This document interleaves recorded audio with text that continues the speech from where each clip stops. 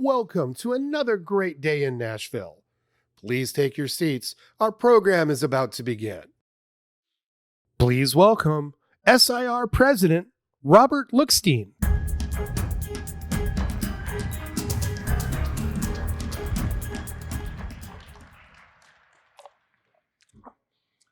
Thank you all so much. Good morning. It's my pleasure to greet you as FSIR's new president. I look forward to serving the society in this role and executing our new strategic plan designed to strengthen our specialty for the next 50 years. A key component to this plan, and one that I'm passionate about, is a commitment to further empower interventional radiologists to engage in longitudinal clinical patient care, fostering patient relationships and improving outcomes. Our plenary today features a special guest, the author of The Perfect Storm, Sebastian Junger.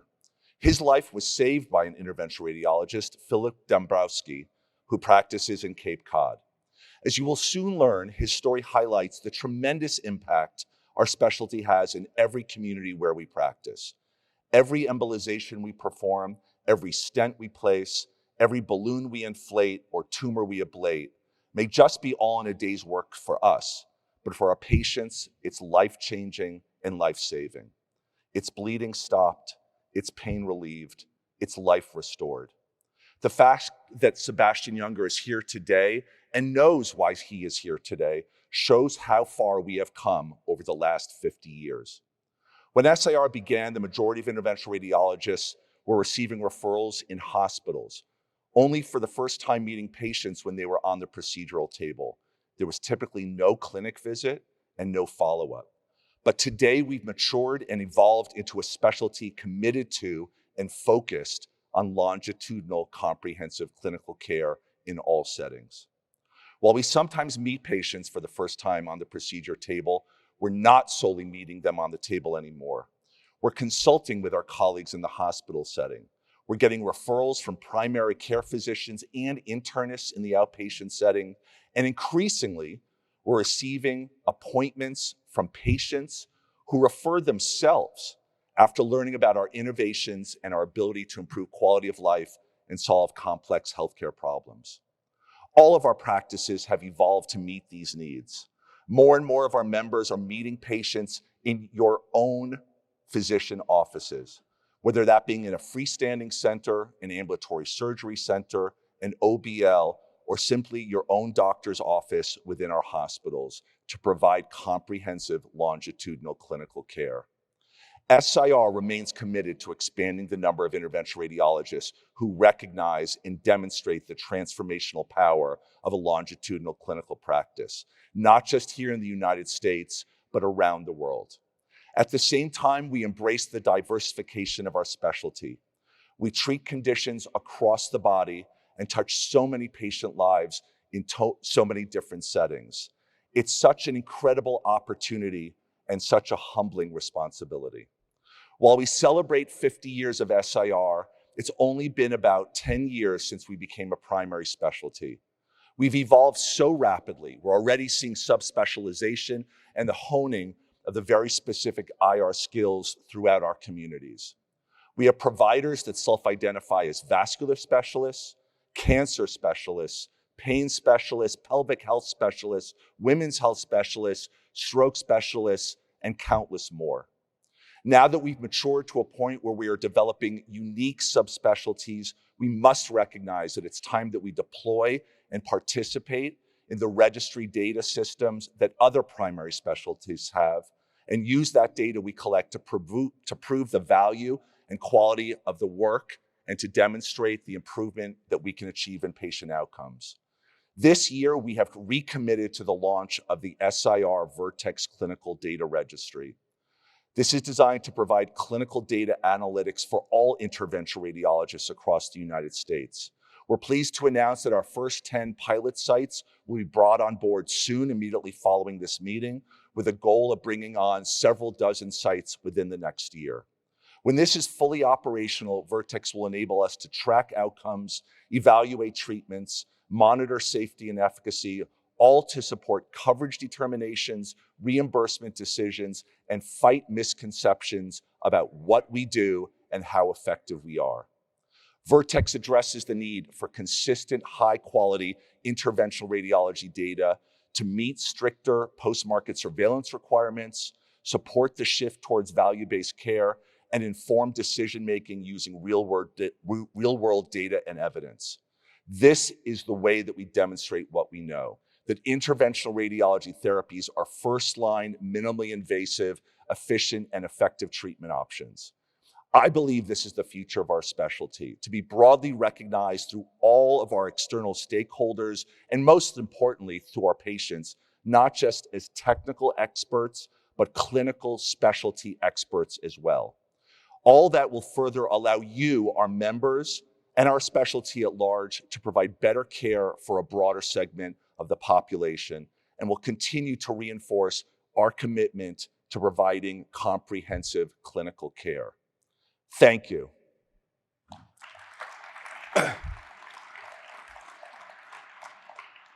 It is my great honor to introduce to you Dr. Philip Dombrowski. He is one of the initial inaugural fellows of the Tegmeyer Fellowship at the University of Virginia.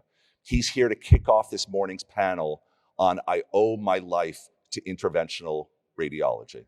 Phil?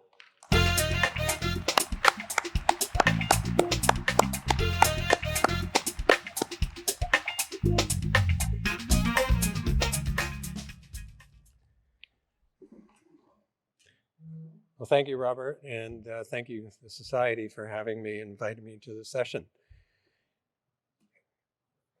I wanted to paint a picture as to what happened back in June 16th of 2020. It was at the height of COVID, and Sebastian and his wife, Barbara, were living at their summer home in Truro, Massachusetts, at the end of Cape Cod. It was a beautiful Sunday afternoon, and they decided to take a walk in the woods on their property to a small cabin that they had. When they got there, Sebastian developed a debilitating and acute onset of abdominal pain, and he felt faint and nearly passed out. In that area, cell phone service is abysmal, and so Barbara couldn't call 911 from there, and somehow managed to get him down the path and sit him down on a bench outside their home. She even laughed afterwards, saying, sometimes the landlines don't even work, but luckily that day it did, and she was able to call 911. The EMS soon arrived, and at that point, Sebastian actually felt a little better. They took his vital signs, which were quite stable, probably because he's a good athlete and has been for his whole life. So the EMS made a deal with him that if he could get up and walk into his house and get some rest, then maybe he didn't have to go to the hospital. Well, as soon as he got up, he felt faint and nearly blacked out. And that started his arduous journey to Cape Cod Hospital, which was an hour away. So he presented to the ER as a 57-year-old male with a past medical history of AFib and a status Boson ablation procedure years before, ventral hernia repair, and nephrolithiasis. His chief complaint was severe abdominal pain. And on physical exam, he was in acute distress with rigors, tender abdomen, and marked guarding. He was hypotensive with systolic pressures in the 60s. Stat labs, EKG, and a SAT CTA was performed, and aggressive fluid resuscitation was initiated. Vascular surgery as well as IR were consulted, and this was a CTA that was done showing quite a massive intra-abdominal hematoma, and as you can see, an active site of bleeding from the medial aspect of the hematoma seen on your screen. Coronal images confirm that. On the sagittal reconstructions, he had a severe stenosis or near occlusion of his celiac axis with a patent SMA. Discussed with the vascular surgeon, Dr. Dan Gorin, at the time, and both of us agreed that the best method of trying to treat this was to get him to the endovascular suite. So we brought him there, and let me get.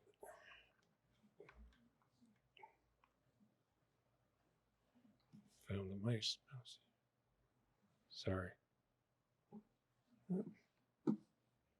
There we go.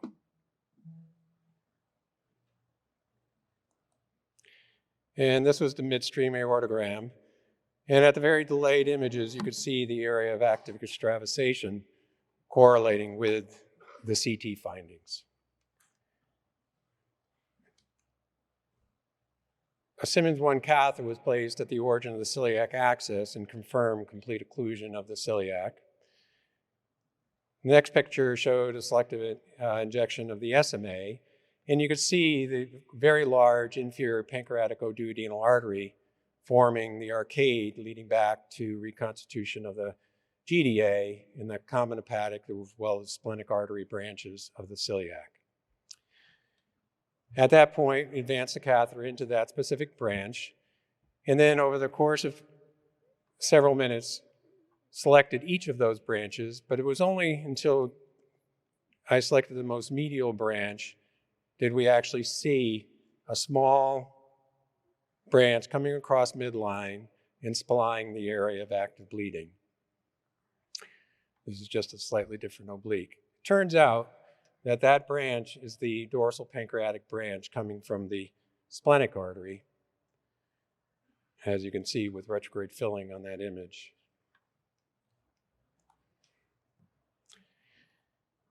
He then proceeded to get the microcatheter out into that branch further and tried to select the branch going to the area of active hemorrhage, but from below couldn't.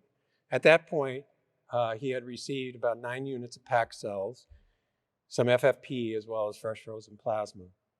He was fairly stable hemodynamically, so we decided to go from the left radial approach and came down with a multi-purpose catheter, crossed the area of occlusion in the celiac axis, used the balloon to dilate it, and then was able to advance a catheter and microcatheter to the point of where the dorsal pancreatic branch came off the splenic artery. Unfortunately, I couldn't get specifically into the branch supplying the area of active bleeding, but it gave me confidence that I could embolize both proximal and distal to it and basically closing off any flow to that area, which we did. And this is the final result showing the multiple coils across the vessel that was actively bleeding. From there, Sebastian spent the next 3 days in the ICU, and then 3 days later was discharged home. A CT scan about 4 months later showed a small residual hematoma, but no vascular abnormalities were seen at that point. It was about 4 years later that I got an email, or actually a text, from a friend and colleague, Dr. Michael Hallisey. He was chief of radiology at Hartford Hospital for years, but had retired about 4 years before this. And he moved to South Carolina with his wife and saw an article in the New York Times about Sebastian writing a new book about his experience and his near-death experience and what happened with this aneurysm in his belly. So after the talk, he explained to me how he signed the book and how Sebastian signed the book for him, and noticed that I was the one that was involved with his care. A couple months later, my wife and family got to go to one of Sebastian's book signing on Nantucket. And it's been quite wonderful because we've gotten to know his wife, Barbara, and his 2 beautiful girls. And we've gotten to know the person behind the patient, which has been a really wonderful experience. I'd like to introduce Michael next because he's really been instrumental in terms of bringing the society, FSIR, together with Sebastian to make this possible. And so Michael,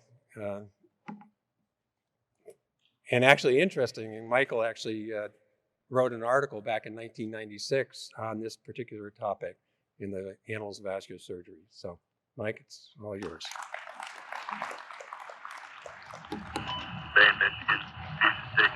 Sebastian Junger and Tim Hetherington captured the horror, the realism, and the emotion of battle in their Oscar-nominated movie Restrepo.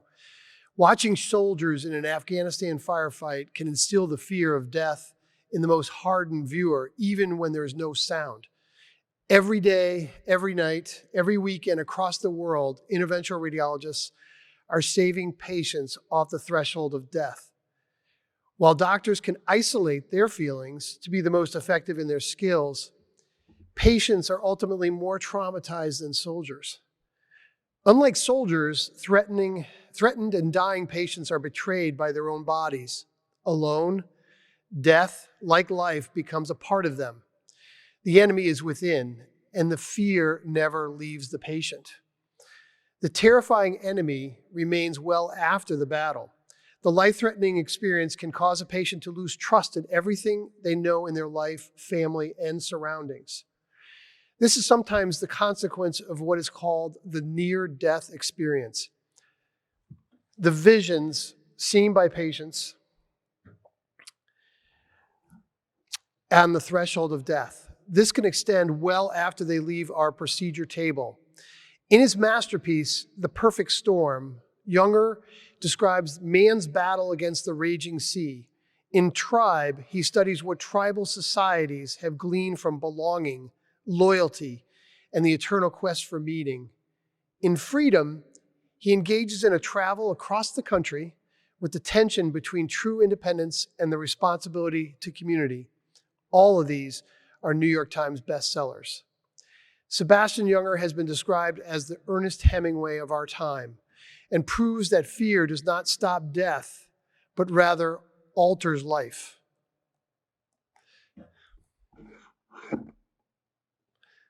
Let's see, that's not advancing.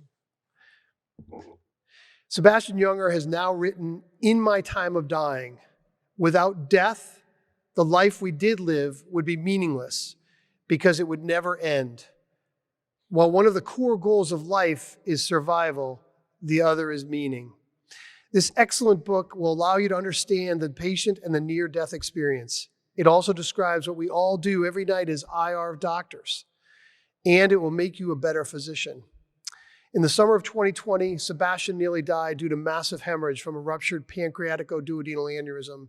He was saved by the persistence and skill of my friend, Dr. Philip Dombrowski. They are here to discuss those terrifying moments and the human connection that saved him. Sebastian Junger.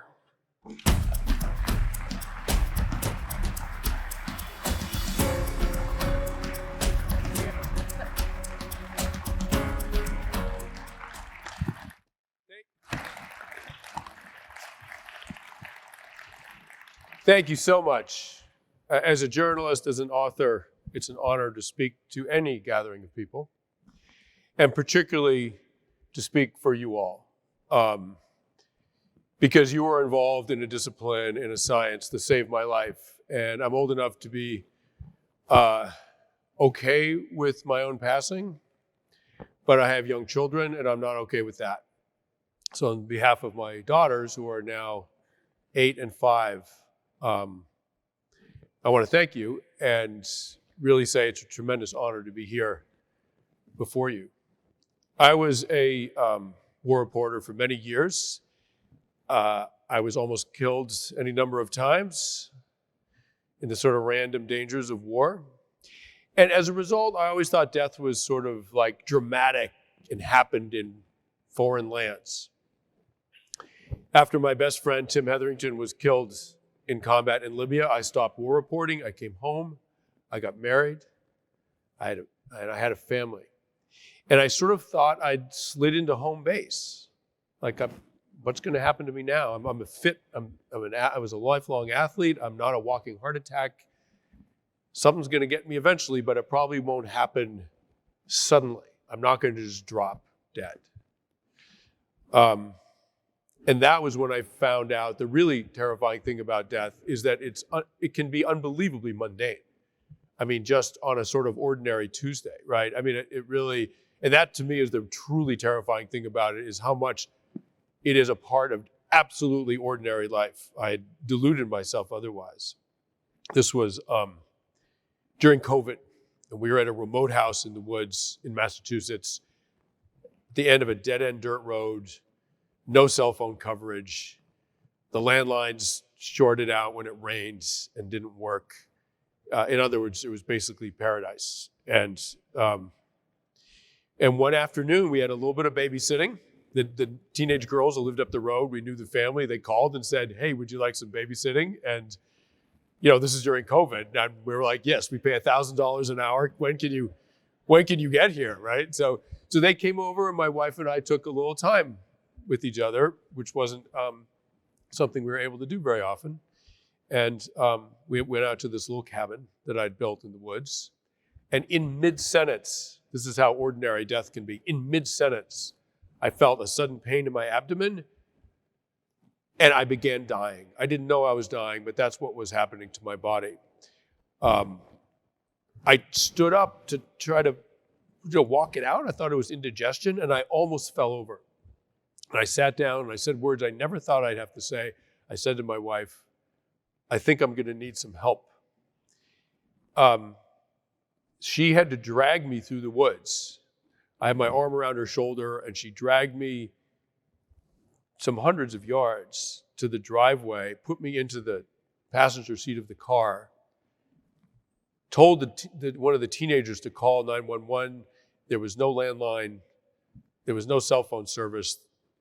And I'm sitting in the car, and I'm syncopic, right? I'm going in and out of consciousness. I don't know that. But my wife was holding my hand, saying, stay with me, and watching me lose consciousness. And every time I went away, she didn't know if I was going to come back. She knew something very, very serious was wrong.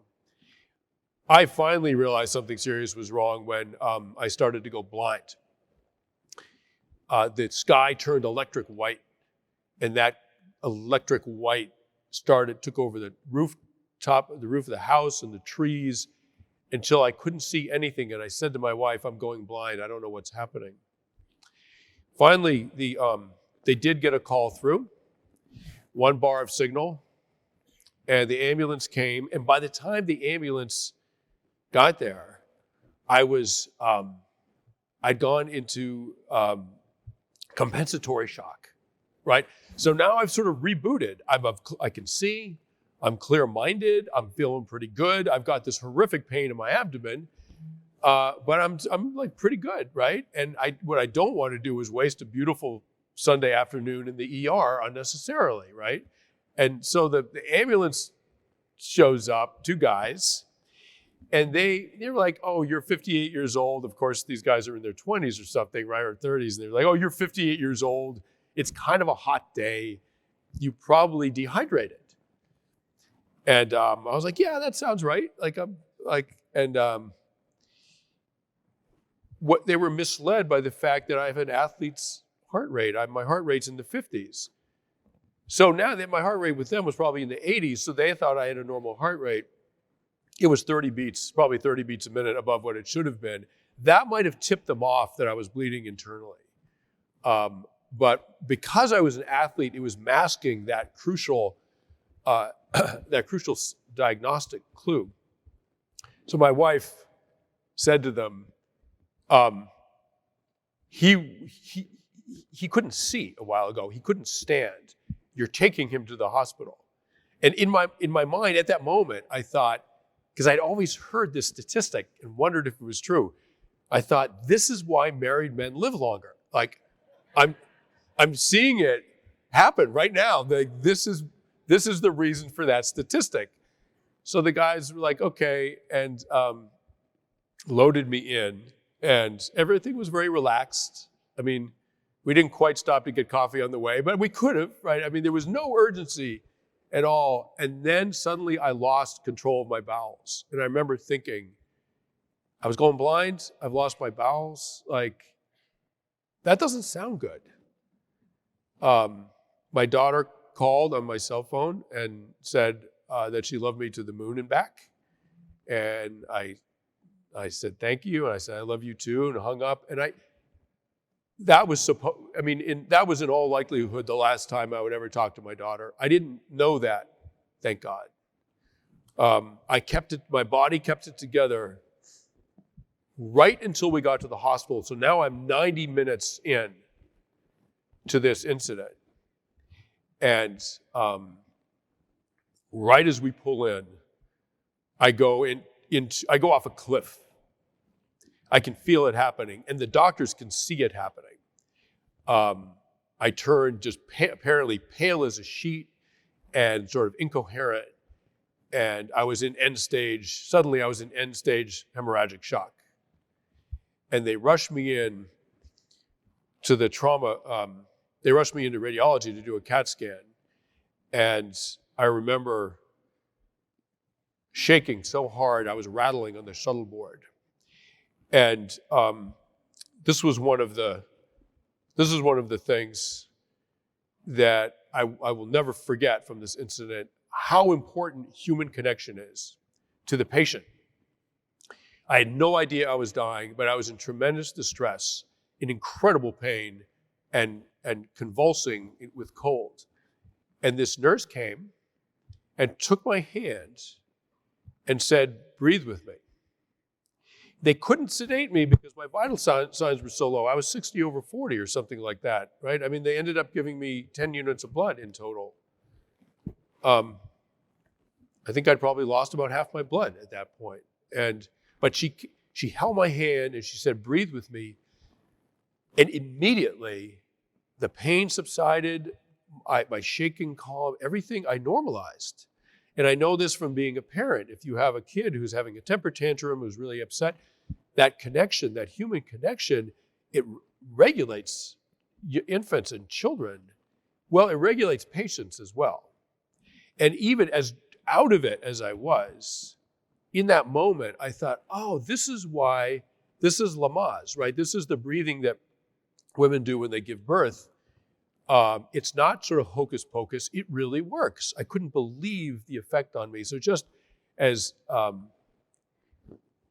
room full of people that take care of people like me, understand that with all of the amazing medical interventions that you can do, understand that one of the most important experiences for the patient at that moment that might actually affect their survival is that they feel connected to another human being. It doesn't have to be their spouse, right? It can just be a stranger. It doesn't matter.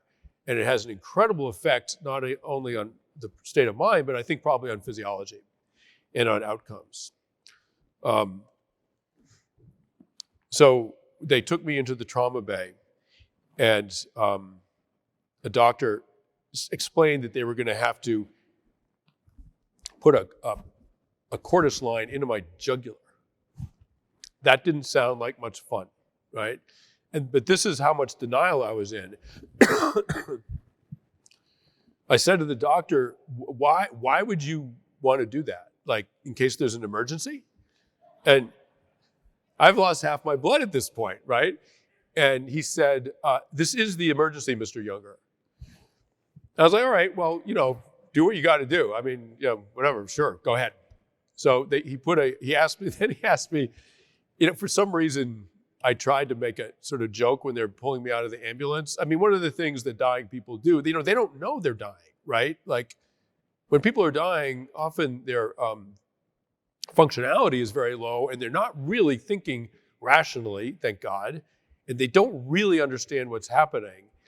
And my instinct in that situation, because everyone was looking so damn serious, and I didn't like how serious everyone was, right?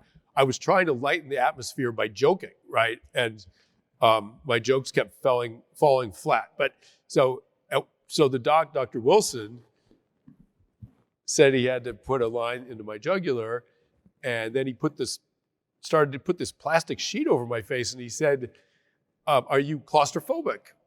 And I said, "Yes, I actually am claustrophobic, and quite severely claustrophobic. For some reason, I was a product of being in a lot of combat. For some reason, suddenly claustrophobia was a thing in my life. I didn't know why." I said, "Yes, I am claustrophobic." And he said, "Well, that's too bad." And I thought, oh, finally a doctor with a sense of humor. Excellent. So he starts working on my neck. And that's when it happens. Now, I'm an atheist. My father was an atheist and a physicist, which is like atheist squared, basically. And I'm lying in the trauma bay, and they're working on me. And suddenly this black pit opens up beneath me and to my left. It's like the universe has cracked open. It's this infinite, dark abyss. And I'm getting pulled into it. And I know that there's no fighting this. And I also I have no idea I'm dying, but I know that if I go into the dark pit, I'm not coming back out. And I'm terrified of it. And then suddenly, above me to my left, I see my dead father. And he's there in this sort of energy essence. Like, I'm not quite seeing him with my eyes. It's a different kind of, it's like there's another sense that we have available to us in some moments. It wasn't quite vision, it was something else. And there he was, right above me, unmistakably him in his sort of essence. And he communicated with me, basically, it's okay, you don't have to fight it. I'll take care of you. And I was, you can come with me. He's like, I was horrified. I was like, A, what are you doing here? And B, like, why would I go with you? You're dead. Like, I love you, but you're dead. I'm alive. The party's over here. I'm just in for belly pain. I think you're completely misunderstanding the situation. Like, go away, right? We have nothing to talk about. And I said to the doctor, to Dr. Wilson, you have to hurry. I'm going. I'm being taken away. I didn't know I was dying, but I knew I was going somewhere with my dead father and I was not coming back. Now, they were able to give me a little bit of fentanyl and Versed to help with the pain. I was still in absolute agony. It was kidney stone level pain. I was in the IR suite for 3 or 4 hours, something like that. But the pain was in my back. I don't know what it was from, but I was in absolute agony. And I was very confused. There's a lot of confusion when you're dying, right? And I was very confused. I was like, I have a lot of pain, but they're not treating the pain. Why aren't they? And the only conclusion I could come to in my troubled mind was that they didn't particularly care, right? And that sense was reinforced by, I kept trying to talk to the doctors, and Dr. Dombrowski and Dr. Gorin, and they're focused as they should be, and thank God. But if you're a patient, they're basically these sort of masked humans over you, ignoring you, and concentrating very hard. And I kept saying, my back, it hurts so much. And they weren't responding, right? And I completely understand, of course, I completely understand why. But in the moment for the patient, that's extremely confusing. And you sort of feel like you're there and that you're the only person in the room who doesn't matter because you can't get a response from anybody, right? And it's very confusing. And the worst feeling about all this, I was in a lot of combat. One of the things that combat has going for it is that it's a collective activity. You are in, at least when I was with the US military, you're in a platoon. You're with a platoon, 30, 40, 50 guys. It was all men. The unit I was with was all men. And you're going through this together, right? And that we're social primates. That connectivity to other humans allows us to face almost anything. The problem with being a patient is that you're outside of everything. You're outside, they're working on you, but you're actually outside all of that human connection, the communication, and it's something that is absolutely terrifying to humans, as it should be. If you're alone, if you're isolated, you're in danger, and we all kind of intuitively know that. And now I remember another nurse coming to me and saying, holding my hand and saying, keep your eyes open. And I asked, why? Like, why do you want me to keep my eyes open? She said, so we know you're still with us. And that was when I started to get it, that I might die, that my life was on the line. I didn't understand that until then.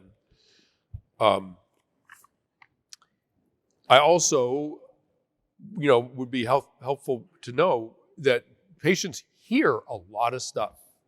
So I was hearing conversation between the doctors and the medical team, some of which, most of it I didn't understand. But at one point, Dr. Dombrowski had to give up on the conventional route to get to this problem area. And and again, my memory's foggy, and I wasn't of right mind, but what my recollection was Dr. Dombrowski was like, well, it's not working. Like we're run out of run out of possibilities here. And I couldn't understand. I said, what do you mean? I'm in for belly pain. Surely there's a solution to this and you can send me home. Like, what's the big deal? What's going on? And then he said, why don't we try through his left wrist? And Dr. Gorin, I think it must have been, said, I like the way you think. And it was a very unconventional approach that worked and saved my life. And God forbid they'd had to take me into the OR, and it would have been Dr. Gorin who would have, I think, opened me up. And then what Dr. Gorin said later is, if we'd had to do that, we would have brought your wife in to see you, because there was would have been a very good chance that it wouldn't have worked. And that was a moment where it sank in. Oh, I might die tonight. And I was also having terrible, terrible hallucinations. The machinery contained monsters, and I could see the faces of monsters, of sort of demons, in the machinery that was around me. And I was starting to hallucinate the paint that I'd seen on Ijah warriors in the Niger Delta. I was abducted at one point and threatened with execution. And I had a very uncomfortable few hours with these guys. And their faces were painted. And I started seeing the Ijah war paint from this very traumatic episode much earlier in my life on the machinery around me. So just understand that your patients are listening. They may not know why they're there. They feel extremely isolated. Any connection with a nurse, with anybody, is gold. And they might be hallucinating some absolutely terrifying things. But they did it. They saved my life. And as they were bringing me out of the IR suite, my wife was there. She knew the whole time that I might die. I went through it not knowing that. She had to spend 6 hours in the basement of a hospital they let her in despite the COVID regulations, so that she could see me, and she's smart enough to have understood, they would only do that if my husband might die. So she went through hell. I didn't. She went through hell. And they allowed her to see me for a moment before they brought me up to the ICU, and my back was still in such agony. And as I held her hand, I kind of whispered to her. I was hoping that, like, the nurses that wouldn't hear me. I said, "Could you give me a quick back rub?" And they're like, "No, you're going to the ICU." And I woke up the next morning. I was sort of in this vast darkness for a very long time. And then I became aware of a woman speaking in a very intense Boston accent, and which was really confusing, right? I'm like, they might not have those in heaven, right? Like, where am I? Like, what happened? What happened to me? What is this? It's a rough, it's an intense accent, right? And I opened my eyes, and this ICU, so middle-aged lady, ICU nurse, said, in sort of, I think, typical straight, clear, blunt, direct nurse language, she said, "Congratulations, Mr. Junger. Good morning. You almost died last night." In fact, no one could sort of believe you made it. It's kind of a miracle. Now, you'd think you'd be giving someone good news like that. Okay, let's party, right? I made it. Excellent. It's actually I'm glad she told that to me. I needed to know, but it's extremely traumatic to find out that you might die. And so she gave me that news and then went off on her rounds. And I sat there thinking about the fact that my little girls almost lost their dad. My wife almost lost her husband. Dad almost died. And immediately I remembered my father. I'm like, God, I saw my dead father. Like, what happened last night? I was also throwing up a lot of blood. I don't know, somehow the blood got into my digestive system, and I kept throwing up blood, which was particularly unpleasant. At any rate, she came back. The nurse came back and said, "How are you doing?" And I lied because I'm a stoic, and I said, "Oh, I'm fine. I'm good. Thank you." And then, but I added, what you said is terrifying. Look, that I almost died. It's absolutely terrifying. I can't stop thinking about it. And she said, one of the wisest things anyone's ever said to me, she said, try this. Instead of thinking about it like something scary, try thinking about it like something sacred. And then she walked out. And I immediately started thinking about it. I'd been going to Frontlines my whole life. I've tried to come back with information that will help people, right? And for me, as an atheist, the word sacred means anything that protects human dignity and human life. That's sacred knowledge. Those are sacred tasks, sacred processes. And our best days, journalism can touch that.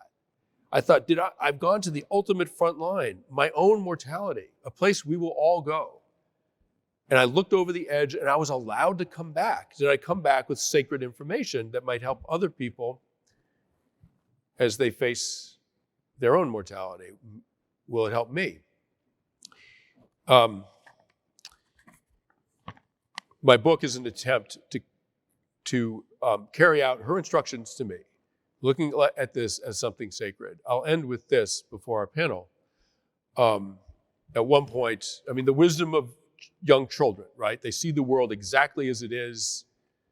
In a way, it's a kind of X-ray of the world that we have lost the ability to do. We impose all these ideas on it. Children see it clearly. And I asked my little girl, my younger daughter, at one point, we were playing and I was looked at her, and I was overwhelmed with affection as you can be as a parent. Sometimes it just overcomes you. And I said to her, I love you so much, right? And this was after I almost died. She said, I love you so much. She ignored me. I said it again. Sweetie, I love you so much. I can barely stand it. She ignored me. I think I tried 3 times without getting a response. So I finally said, do you know what love means? Do you know what the word love means? And she said, she sort of rolled her eyes. She said, yes, Daddy. Love means stay here. I was like, oh my God, I don't think I've ever heard such a beautiful and true and succinct definition of love. Philosophers have tried to define that word for ages and mostly failed. Stay here. So I just want to say to you all, to Dr. Dombrowski and the whole medical team and Cape Cod Hospital and everyone in this room engaged in the sacred task of saving people's lives, you all allowed me to stay here. You all allowed my daughters to have a father. Thank you so much. It's such a pleasure speaking to you. Thank you.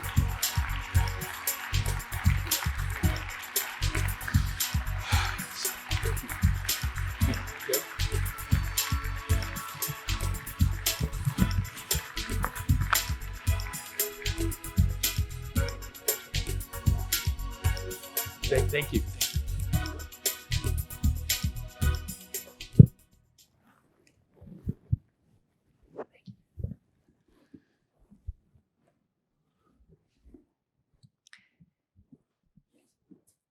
Thank you so much for the great talk. Very glad that you're here. And when I first learned about your ordeal, I Googled what happened to Mr.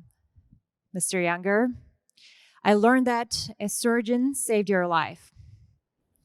We have struggled as a specialty to increase and enhance the recognition for what we do for our patients. Do you have any suggestions? So, I'm not a doctor. I'm a consumer of medical technology and expertise, and a very grateful one. I think the general public, people would ask me afterwards, my friends would say, oh, can I see the scar? I'm like, listen, there was no scar, right? I was saved by this sort of magic of interventional radiology. And they just use the word surgeon just in if it's a doctor with a mask on, working on you and not answering your questions, he's a surgeon, right? Like that's the assumption. And I think what I would say, if you want to get to the public to understand how extraordinary this is, I think the basic message would be, look, this is a way to avoid us having to cut you open. Like we no longer, that's Civil War stuff, right? We no longer have to do that. We can actually go in your venous system, in your arteries with a tiny catheter and a tiny, tiny incision in your groin And the vascular system is basically like the interstate system in the United States. You get on I-90 in Boston, and where do you want to go? You want to wind up at San Diego? You want to go to Seattle? You want to go to Des Moines? You can do the entire thing without ever sort of like touching the ground, right? It's all in the interstate system, and that's the vascular system. And I think if you explain that to people, the idea that you don't have to go through the trauma and danger of surgery, that you will not get a scar, that this thing has been invented that avoids all that, I think will absolutely blow people's minds. I'm a pretty well-informed person. Like, I'd never heard of this before, right? So you guys have an excellent sort of marketing tool, which is, it's a way to avoid surgery. Who wouldn't want that? Well, we're hoping the marketing tool is you. Right.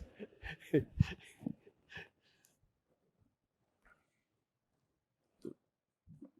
we go on to the next question?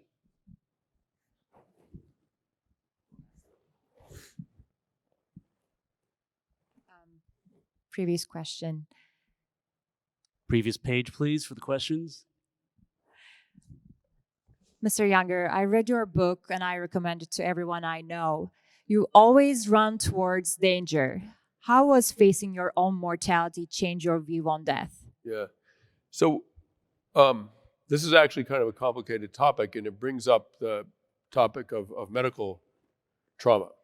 So if you're in combat or in a bad car accident or any number of other things, you're traumatized. Most people are traumatized, and that trauma lasts for some weeks or months or maybe some years.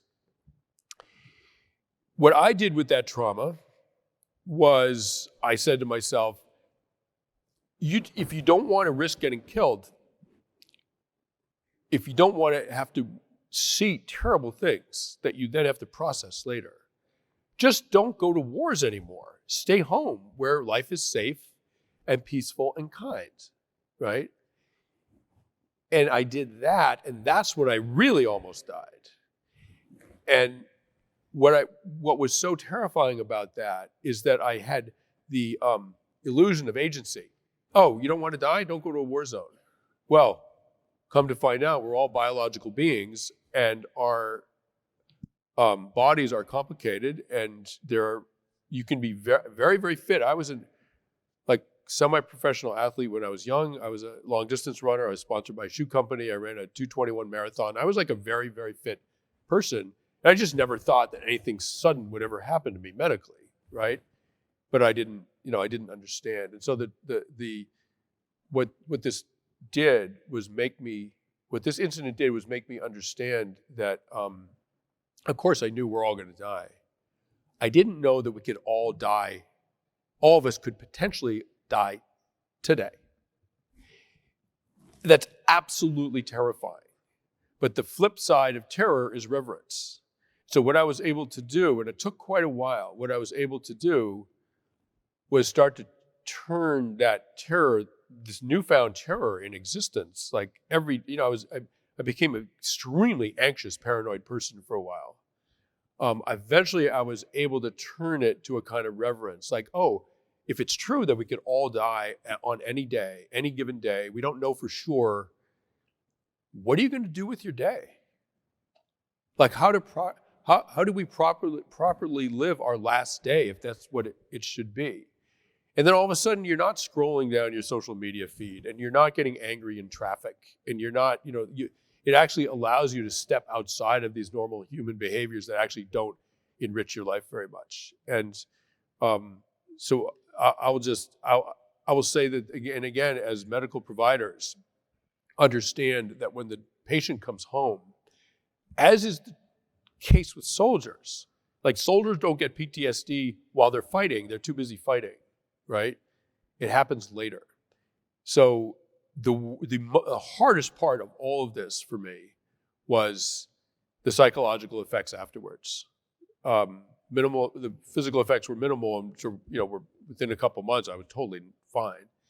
And they were two basic things that really troubled me. One was this idea that I could die at any moment. So I became very agoraphobic. I couldn't be alone.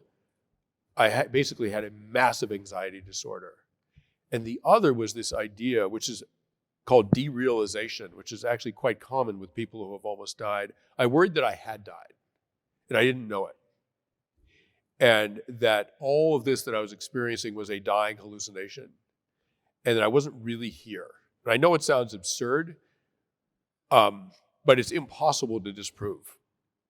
And the kind of neuroticism that can happen after almost dying makes it a very, very real fear and pretty debilitating. And at one point I went up to my wife, Barbara. I remember I sort of grabbed her by the shoulders and I said, "Tell me I'm really here, that I survived, that you see me."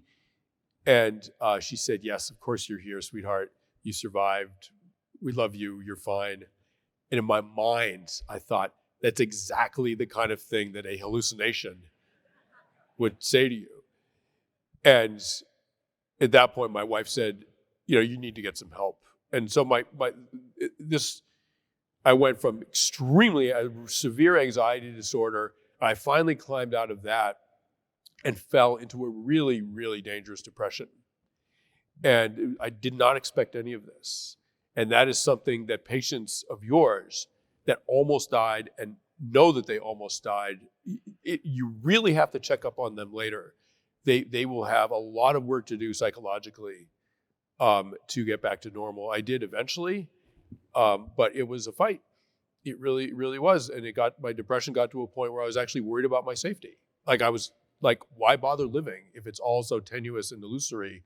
Why even bother doing this? Extremely dark thoughts. We're actually running a little late, so I'm going to go off script a little bit here and actually riff on this, because I've been watching your TED Talks on YouTube, and I encourage everyone to look them up, where you discuss PTSD, especially amongst our veterans. Yeah. But it turns out medical trauma also can result in PTSD. Yeah. So can you tell us a little bit more about that? Yeah. So, trauma is trauma. I talked to a woman who was in a car accident. She was rear-ended by a construction truck, and she actually wasn't badly hurt. But ever after that, she worried that she had died in the car accident and she didn't really exist. And so it's a very, very common thing. And sort of medical trauma is, it's something you really have to grapple with. And, one of the things that helped me a little bit was, so my father was a physicist, and I was really confounded by his appearance above me. I had a classic NDE, near-death experience. And, I'm still an atheist. It did not send me into belief, right? But I'm an atheist with a lot of questions, which is already quite a step forward for an atheist, right? And my questions led me into quantum physics and the idea that actually we may not understand time and consciousness and reality and the universe and life and death. We may not understand those things at all. And one of the explanations for near-death experiences, and they do defy a rational explanation to some degree. One of the explanations might lie in quantum physics, and it might be something that our human brains are actually just incapable of understanding. But there was something in those ideas that actually was quite calming to me, particularly an idea in quantum physics called biocentrism, that the universe is one enormous consciousness, the way gravity suffuses the whole universe in sort of mysterious ways. Likewise, consciousness does, and determines the nature of physical reality as it does at the quantum level, and that we're all part of that. And to me, there's something in that idea which is kind of comforting. Sebastian, would you ever consider doing a journalistic movie like Restrepo or Korengal, which was the follow-up, that shows the life of interventional radiology, or even a patient following afterwards? What happens to him? Well, yes, I would. Topics like this are riveting because they're about life and death, like a documentary about war. And had I been with a different platoon in a different valley, there probably would have been no documentary because it might not have been that interesting. I just happened to be in a really, really intense, interesting place with an amazing platoon, right, and company. And So, what you would need for any story, but in, specifically this kind of story, is you would need the right components of a patient and doctor and story. But listen, it's riveting. It's riveting to people because we're all me, right? We're all a patient on the table. We will all potentially need 10 units of blood to stay alive and see our family again. None of us are exempt from at least the possibility of that. And which makes that any one story about that extremely compelling because we are ultimately watching ourselves. Sebastian, thank you for sharing your captivating and terrifying experience with us. As physicians, we see it from a different angle.